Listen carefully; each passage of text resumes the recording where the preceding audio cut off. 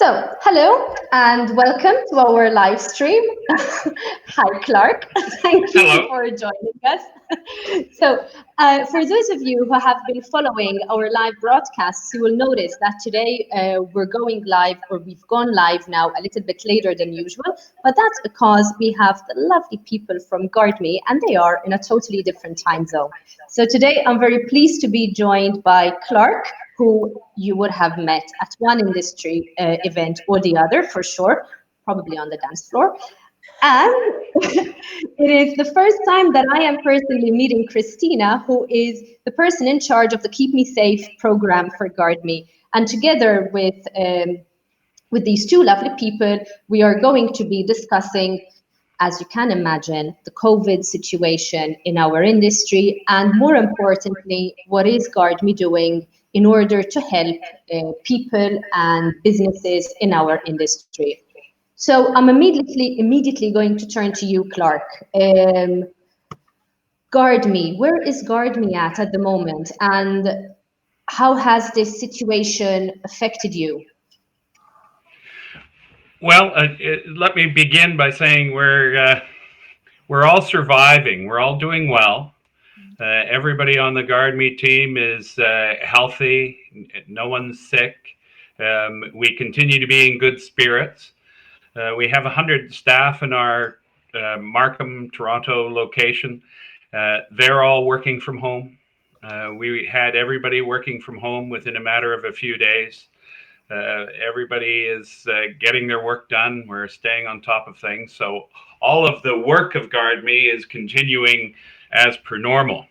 Of course, it's unusual because we're not seeing each other face to face. We're doing everything that we do. We're having all our team meetings and everything on, some platform or another, Zoom or Microsoft Teams or this one. This is my first time on a Facebook Live connection, so There you go. we're There's always a certainly first time learning. for everything. Yeah, we're certainly learning to use all the available technology. As I was saying earlier, from a planning perspective, I think that we always knew that something like this would happen at some point or another. It's not the first time we've experienced this kind of uh, of event. It's certainly the first time we've experienced it with the rest of the world all at once. Few years ago, many years ago, there was SARS, and of course, SARS was not across the whole world like COVID is. SARS was regionally focused on a much more in that way, and Toronto was one of those epicenters for SARS, and we experienced about a 40% loss in clients that permanently closed their doors. And we're worried about that, of course. We're not worried, if this continues another year or longer. We as a company will be fine. We've done the planning. We've got the contingencies in place. We'll manage. What we're worried about is what will happen to the industry. Especially, I think, the language industry. The public sector will survive. They'll just up our taxes to pay, and it'll continue. What we're worried about is the I'll private. mute you in case you give anybody any ideas, Clark. And we're worried about the private sector, where they have all these massive fixed costs like rent and building and all of that, and there are no students. And there's concern about how long they can survive that particular scenario. And so we're all struggling in different places in the world on how we reopen economies and how we balance that kind of need. As a company, we're looking at, okay, so this is happening. What do we do? And we're sitting. We have an executive meeting every day at 4 o'clock to talk about what's happened that day, what we need to do differently, how to support our employees or our students and our clients and our schools in different ways. And through all of that, we're repositioning a lot of things, and we've brought in some new services, and we're doing that all under the umbrella of GuardMe Cares. And Mm-hmm. we're going to be relaunching that in the next few months, and letting people know what we're doing and how we care. And you'll see as you introduced Christina, that, I'd like to sort of get her to say a few words about what we're doing. I'll just introduce it a bit. One of the most challenging aspects of this whole thing is being alone, being isolated. I have not seen my children since the 6th of March. Yeah. Um, they're only 50 kilometers away, but they're not in our bubble, and so how do we manage that? I'm lucky. I am in isolation with my wife, and so I'm not completely alone.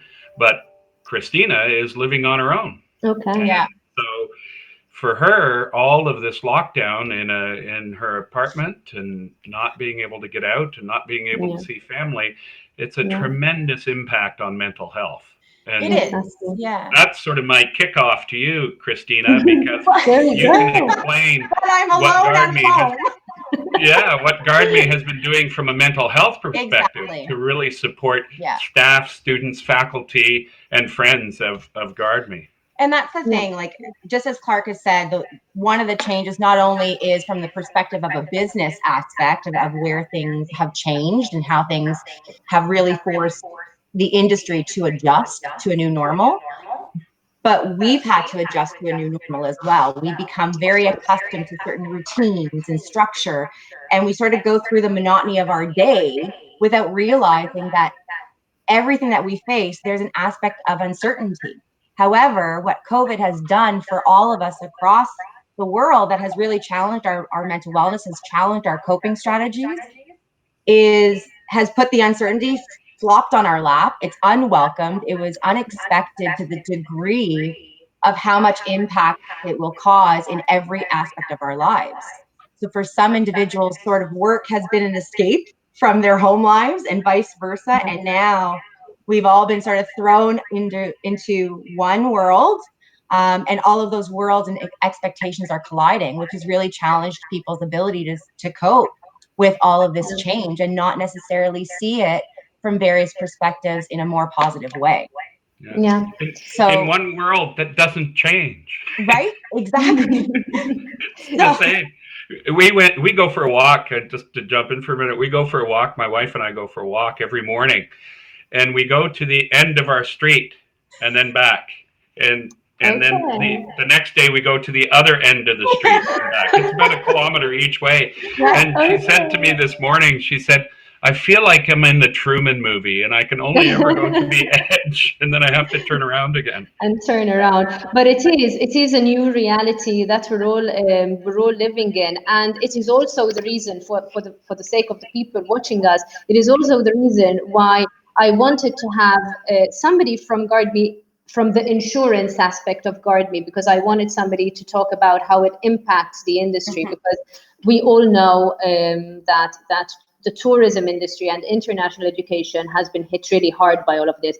But at the same time, apart from, people in our industry are business owners, people in our industry are people who have the responsibility of other human beings on their shoulders, of the jobs of other humans on their shoulders, and that continues to add to the stress. So that is why I also wanted to have somebody from the Keep Me Safe program, because that I think taking care of our own personal mental health is extremely important in a time like this. For me personally, it has been walking, as you were saying, Clark, walking, running. I've never ran so much in my life. I even joined a virtual challenge where I'm planning to run 800 kilometers. So can you imagine what COVID has done to me?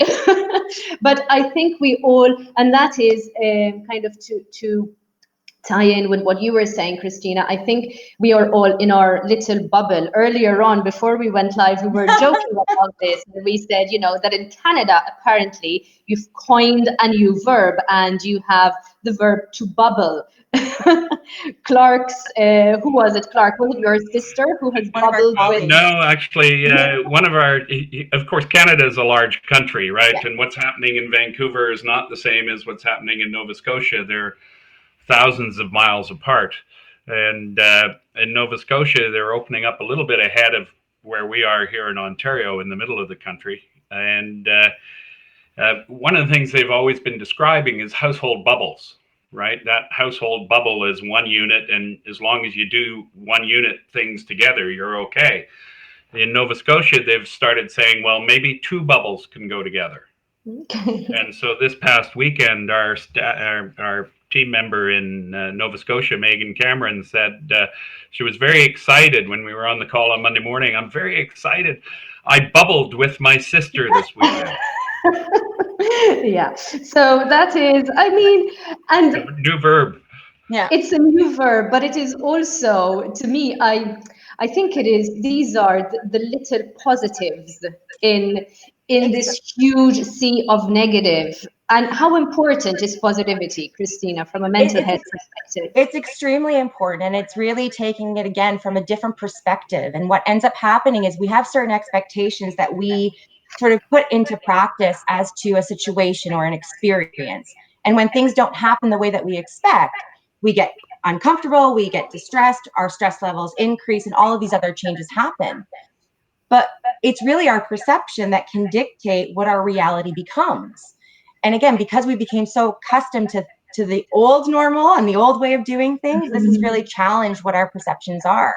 So when we're looking at reframing it, it's simply looking for the opportunities that can give you positive perspectives. Look at what this has presented you with regards to opportunities of personal growth, of shifting gears a little bit, of spending time with family, of loved ones. So when we are looking at providing people with the opportunity to learn these new perspectives, we've done it in different ways, and trying to really establish that it's not only the industry as a whole that's being affected, but as you said, Bernice, each individual within it. And we can't ignore the fact that some of these employees and employers and owners are also going through their own challenges.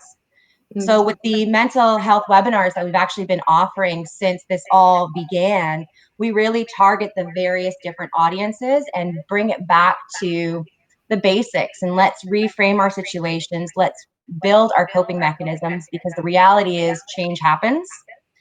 And if we become more proactive in developing sort of a toolbox of tricks, tools, techniques to deal with all the various stressors that we can experience, we're better prepared for more change to come down the road. And then in turn, we're better able to support those that we need to in a positive way, while still Exactly. maintaining our own mental health. Exactly. That is also really important. It's That is extremely important. also really important. So speaking of support, Clark, I'm going to jump back onto you. At the beginning, when you were introducing yourself, you spoke about some new services that GuardMe is going to launch, the GuardMe Cares phrase that you guys are promoting, we're going to start promoting very soon. How is GuardMe helping industry players at the moment? Well, simple things from, helping create payment plans, because we know cash flow has changed for a lot of our clients. And so it's a very easy thing that we can all manage together. Um, the mental health webinars that Christina has been leading, and they've been focusing on some great topics. I like the one, of course, not for me, as I mentioned, that my kids have not been around the house for a long time, but there was one of them that we got terrific response on, was the one on how to be a parent, a Call to triple teacher, duty. triple duty, call to Yeah. triple duty, being a parent, a teacher, and an Of course. employee all at the same time. Of course. We're really concerned about our own employees that have children still at home and still have to work, and how are they balancing that, and how can we help with that, and what can we do to support that. And that's part of what Christina's workshop is about. So there's that.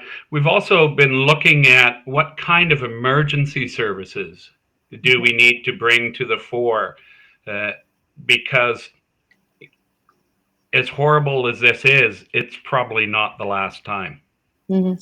You know, if you follow the literature and the science right now, not only are we going to have a second wave, but we may have a different virus altogether that looks at attacking different parts of the body. So this isn't done. It's not the last time it'll ever happen. No. It may even happen more frequently. I mean, the last big one like this that they talk about often is the Spanish flu, which was, over 100 years ago. I don't think it's going to be another 100 years before something like this happens again. So, what kind of emergency service and support do we have to have? Because as countries shut down around the world, people were getting stranded. They couldn't get out of Italy. They were stuck in Lombardy when they couldn't come home. How can we create service and support that actually helps somebody get out of that sort of situation? And that's what we're creating. We're bringing up things related to that. It's also a much more dangerous world than it ever used to be. And what kind of things do we need to put in place to help with, attacks that happen in certain areas, or unfortunately, shooting incidents are becoming more prevalent all over the world, active shooter incidents. What kind of things do we need to put in place as an insurer and as a, kind of mental health framework that we want to put in place for that? So it's all kinds of things like that we're looking at and creating service and support to, and we'll be bringing that out over the next few months. And again, it really brings it back to that idea of being proactive, right? And I think that when people are feeling times of stress and uncomfortability, it does create those mental blocks. So you can't problem solve, you can't strategize, you can't think ahead and plan. And that's just a cognitive thing. As humans, that's what happens. And it's part of that stress response and those stress hormones that our body releases. So when we're looking at sort of that umbrella of GuardMe Cares, that mental wellness piece does come in different models. The one is the webinars, which is more of an educational based type of platform and service where we give people information so they themselves can take away, learn, adapt, and just recalibrate their way of looking at things. And then there's the Keep Me Safe program, which is our student support mental wellness program. And that's something that we've had for several years now. It's definitely been redesigned, if you will, to really highlight the various components that staff, as well as the institution, do gain benefit from this particular program. It's 24 hours a day, 7 days a week support, regardless of where the student is in the world. And given our unique situation now, where a lot of our international students have started school remotely from their own home countries, that in itself adds its own stresses, in addition to what they would have had as a student, with different expectations and things of that nature. So the Keep Me Safe program really leverages the fact that they can access it when they need it, wherever they need it. And there's different modes and efficient ways of accessing the counseling network that can provide them with that mental health support from a professional.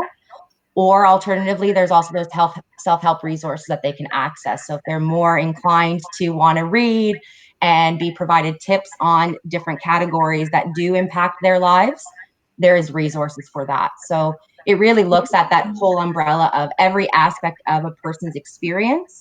So from that physical piece and mental health piece, as well as possible unpredictable down the road circumstances, GuardMe is really there and really towing the line to making change happen and just allowing any individual that we are able to support feel that they're supported. Exactly. And speaking of that support, sorry, Clark, just one thing to add on to, or to highlight perhaps what Christina has said.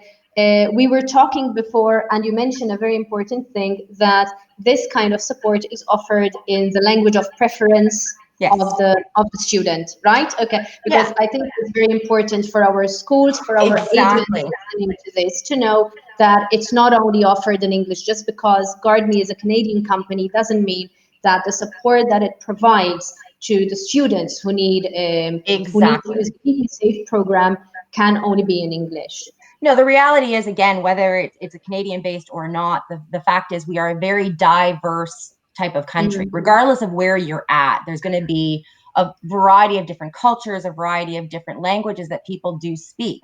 Even as a Canadian born, my first spoken language was Portuguese.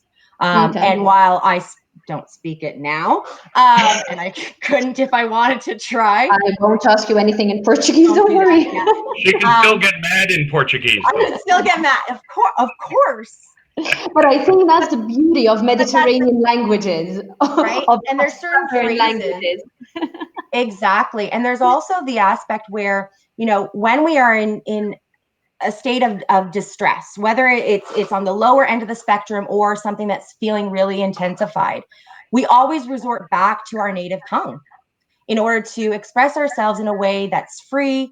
And certain cultures and certain languages do have very specific phrases that indicate how that person's feeling without really having to go into a deep discussion as to this is what I'm feeling, this is what I'm reacting to. So the fact that we're able to match a clinician with the student's preferred spoken language, there's also that cultural understanding. From a Northern Western way of doing things and providing a student tips that may be living in India may not be applicable to their cultural preferences and what their background is and sort of even what their values and beliefs are. So these counselors, not only do they speak the language natively, but they also understand that cultural background piece. So when they are providing these students with the guidance, with the tips, and even just being that ear, the student is able to speak freely in the language that they are accustomed to speaking to. So they're getting the support that they're actually asking for. And being provided with efficient and adaptable tips that they can actually apply. And What's that is really extremely helpful. Sorry, Clark, I stopped you earlier. All yours. No, I was going to say what's really exciting is the program's been available in North America for North American schools for about 3 to 4 years now, and we have been supporting students who are coming in from all over the world to these schools across North America, but also supporting students going on study abroad from these institutions to all over the world. But it was always sort of based in North America. What's really neat is we are now launching in England, in the UK, and in Ireland. Now we're ready to launch. So schools in those locations will be able to implement it on their campuses as well for students coming in and students going out on study abroad programs. So that's going to be exciting for us. Based on that, Clark, if there are any schools in the UK and Ireland watching us who would like to receive further information about this, what should they do? Who should they contact? So well, they can certainly reach out to me. To GuardMe, they can go on to our GuardMe website and follow the link to the sales email. They can go on the GuardMe website and look for Nicoletta Pinto or Mark Sheeran and connect with them. They'll be managing the sales in the UK. And if they contact me, I'll be putting them in touch with Nicoletta or Mark anyway, depending on where they are. Very well. Very well. Okay. That's great. So big things ahead for the company, big steps forward. And it seems to me that this Keep Me Safe program keeps growing and growing and growing. I remember when it all started, when you guys launched it a few years ago. And it was quite new in at least in our industry, it was quite new, but it has really grown. So what are the future plans for the Keep Me Safe program, Christina? Well, I think right now it's, again, just really recalibrating where things are going and the various aspects of support that we're able to give our students and able to give the staff and just even the leaders within the industry. The mental health webinars that we're doing now is something that we're doing remotely, obviously, given the current precautions that we all need to limit contact. But those will also, and free, exactly. And we waived all costs in order to, again, provide anyone and everyone this ability to access support, even if it's informational. When we're looking at customizing various webinars, even for various industries and different schools, different countries, they will be in English. And though it's just a matter of where we're at right now, let's just build the strength and resiliency of the overall population to help better manage where they're at right now and build that strength and positivity to move forward. And then we'll see where we need to go from there. But we're always looking forward.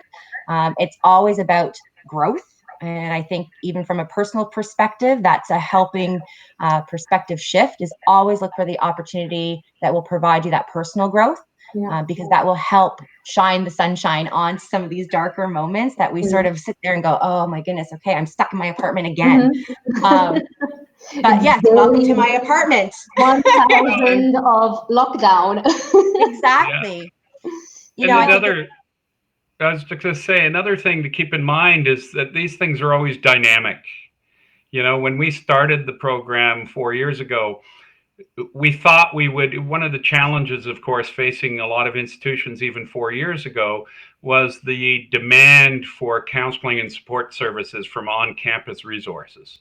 And those resources weren't able rather to keep up with demand. And so we developed this program with the idea that we would actually help institutions deal with the demand for counseling and support services and deal with their lineup, as we called it, right? The lineup at the door.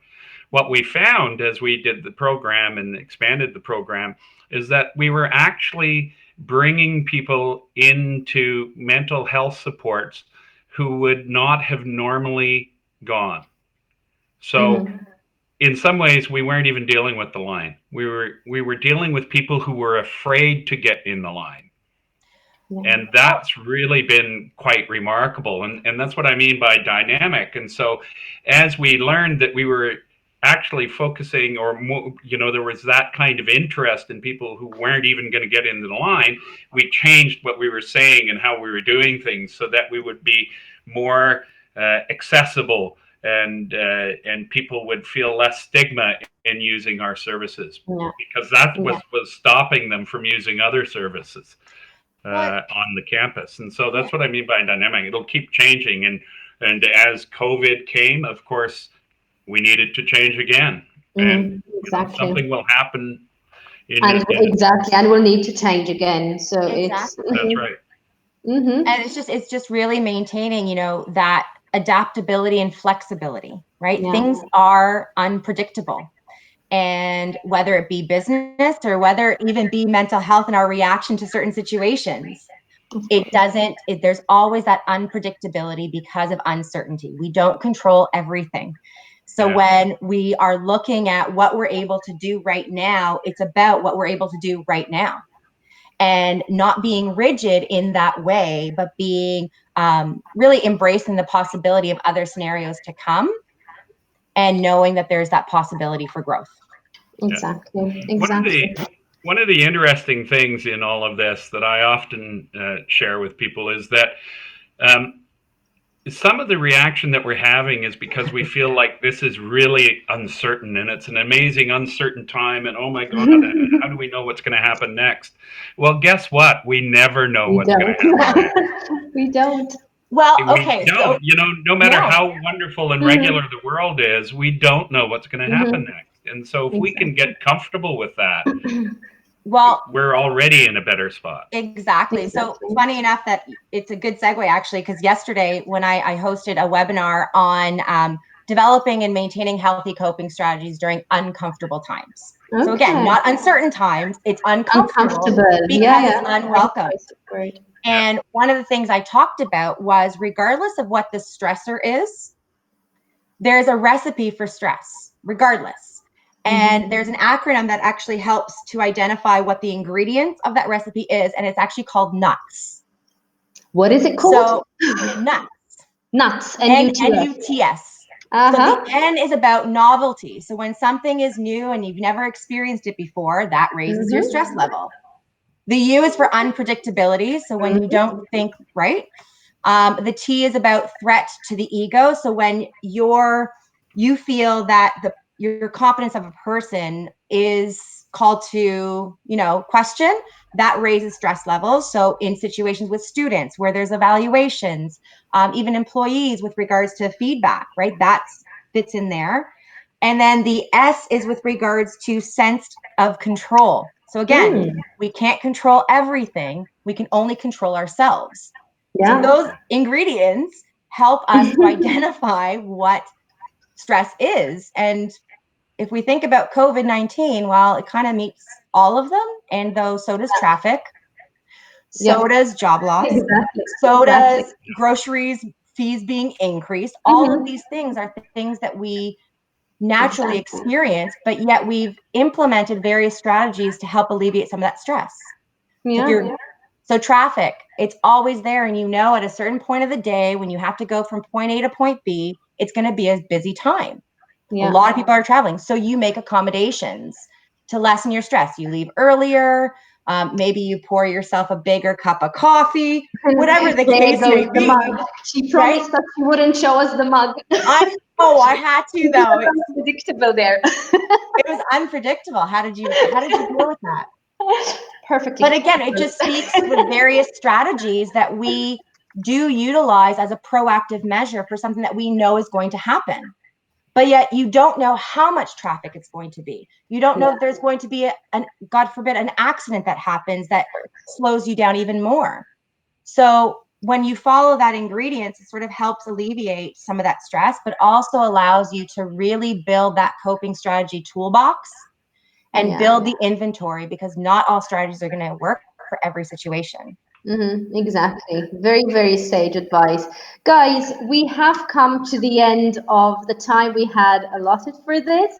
But before we go back into our bubbles and before we start bubbling again, I love this verb. I'm really going to start using it. I would just like you to send perhaps one small positive message to the people in the industry, the people watching us about moving forward, about post COVID. Let's think positive. Let's think ahead. What's your message to the industry, Clark? Perhaps I'll start with you. Wow. Um, I think the message that I would want to give people is to, well, this is a good one. Stay positive. Test negative. Having I like having said that, you know, humor, Really?